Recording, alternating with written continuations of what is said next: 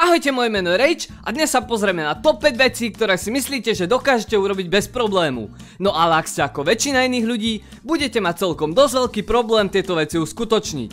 Poďme sa teda pozrieť, aké sú to tie zvláštne veci, ktorými je obdarené len malé percento našej populácie. Číslo 1. Schopnosť dotknúť sa nosa alebo brady jazykom. Schopnosť dotknúť sa špičky nosa alebo brady jazykom je genetická črta, ktorú má asi len 10% svetovej populácie. Chcete zistiť, či ste jedným zo šťastlivcov, ktorí to dokážu? Tak si to poďme vyskúšať. Snažte sa natiahnuť špičku svojho jazyka čo najviac k nosu.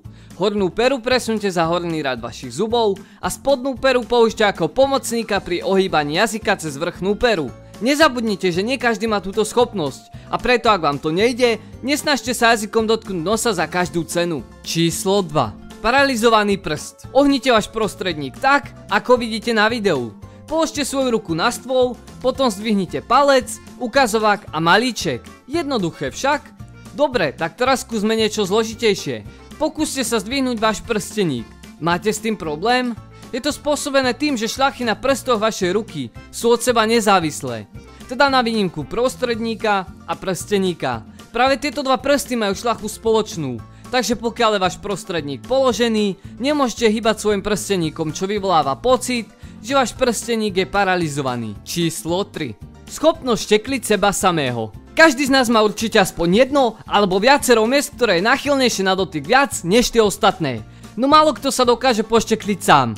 A vedci konečne zistili, prečo je tomu tak. Odpoveď sa nachádza v mozočku, ide o zadnú časť mozgu, ktorá sa vyvinula na koordináciu pohybu u človeka. Mozoček vie v podstate predpovedať váš vlastný pohyb ešte predtým, ako ho sami vykonáte. A práve touto predpovedou zabraňuje tomu, aby sme dokázali poštekliť samých seba. Číslo 4. Zvlnenie jazyka. Existuje teória, že schopnosť zvlniť jazykom je genetická a poukazuje na existenciu dominantného génu v DNA.